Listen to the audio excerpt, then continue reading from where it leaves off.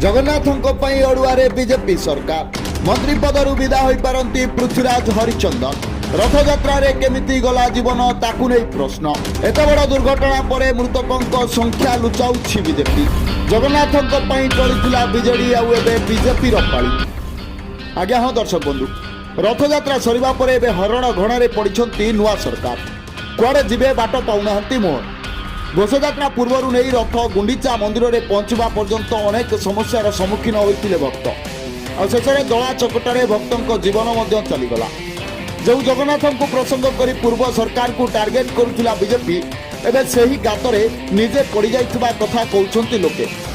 आनेपटे मुख्यमंत्री समेत 5 मंत्री इस्तीफा दाबी करिछि बीजेडी।